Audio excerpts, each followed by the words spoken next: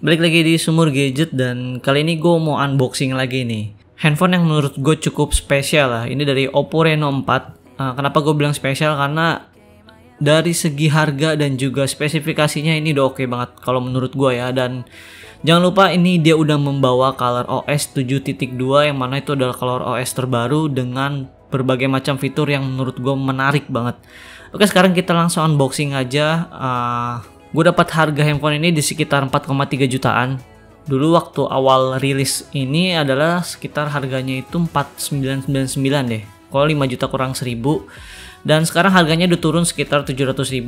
Nanti untuk link pembelian gue sertakan di kolom deskripsi ya. Dengan harga 4,3 jutaan lu udah bisa dapat apa aja sih di handphone ini?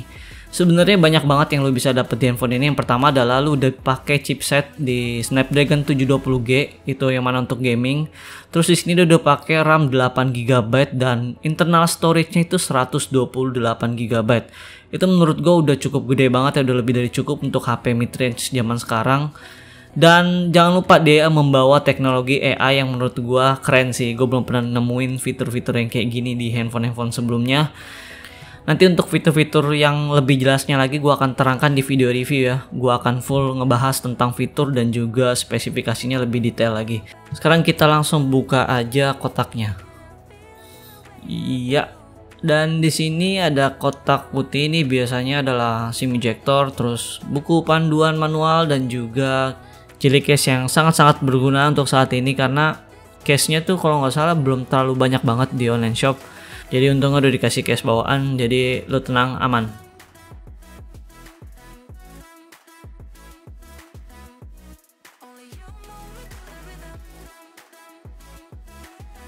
Selanjutnya unitnya, dan ini gua ambil warna Galactic Blue karena ini adalah warna jagoannya Oppo Reno 4. Kalau yang black menurut gue kurang suka karena belakangnya itu dia pakai bahan yang glossy gitu, jadi fingerprint magnet banget, gue nggak suka. Gue lebih suka ini bahannya kayak frosted gitu model-modelnya, jadinya terkesan lebih mewah dan juga nggak terlalu nempel fingerprint. Di sini lu dikasih kepala charging bawaan yang udah cukup kenceng ya. Ini 30 watt dan juga dia udah support teknologi VOOC 4.0 yang mana kalau misalkan lo ngecas dari 0 sampai dengan 100 itu mungkin dia membutuhkan sekitar 1 jam doang loh. Yang jelas ini udah cukup kenceng banget dan ini kabel datanya itu udah USB Type-C. Lihat deh, ini untuk ikatan dari kabelnya aja tuh lumayan tebel loh, lumayan solid loh. Dan di sini kita masih dapat headset loh. Kayak kita masih dapat headset di handphone seharga 4 jutaan yang mana sekarang udah jarang banget nih lu beli handphone seharga segitu dapat headset. Apalagi harga yang lebih murah lagi udah jarang banget. Dan segitu aja apa yang kita dapat di dalam kotak. Sekarang kita langsung lihat unitnya. Kayak bisa lihat di sini tipis sih, kerasa tipis sih. Dan ini adalah fitur-fiturnya, dia udah ada AI color portrait, terus bisa nge-record 90-60 fps untuk slow motion, terus ada smart air control, smart spying prevention, dan juga SoC Snapdragon 720G. Oke, sekarang kita kletek aja. Caranya gampang banget, kita tinggal lolosin begini aja, nggak perlu dikletek karena mungkin akan gue jual lagi.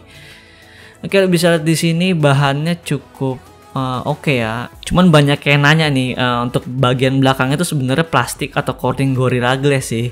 Ini udah confirm bahwa bagian belakang itu adalah Corning Gorilla Glass 3. Lu bisa lihat aja atau cek di websitenya Corning.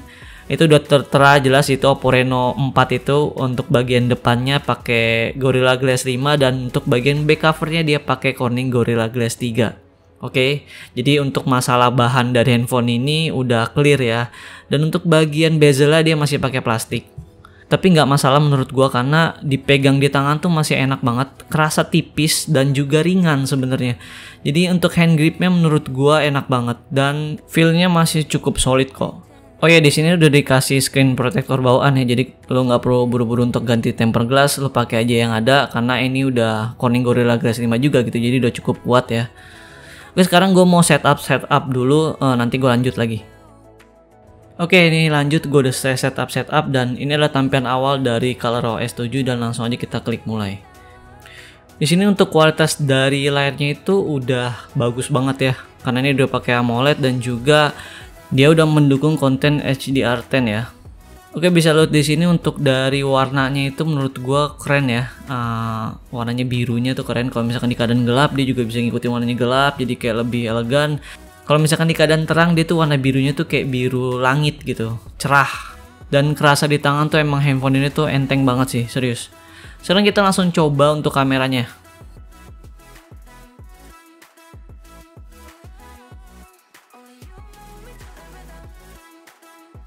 Oke, untuk kualitas kameranya menurut gue udah cukup bagus ya. Ini dia udah pakai 48 megapiksel dengan sensor Sony IMX586. Sekarang kita coba lihat untuk di bagian softwarenya. Di sini dia udah pakai ColorOS 7.2 ya. Ini ColorOS yang paling terbaru dan udah Android 10 juga. Jadinya menurut gue untuk di harga yang segini tuh udah cukup oke sih. Dan ya udah gitu aja sih untuk di unboxing sih. Menurut gue handphone ini worth it banget buat lu yang punya duit 4 jutaan, 4,3 juta gitu, di bawah 4,5 juta, karena dengan harga segitu udah bisa dapat sebuah smartphone yang dari segi desain dan juga spesifikasi sama juga fitur itu udah cukup lengkap ya.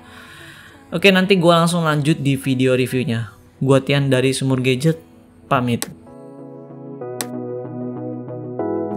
We can pretend that we feel nothing, but if you game, I am willing to jump.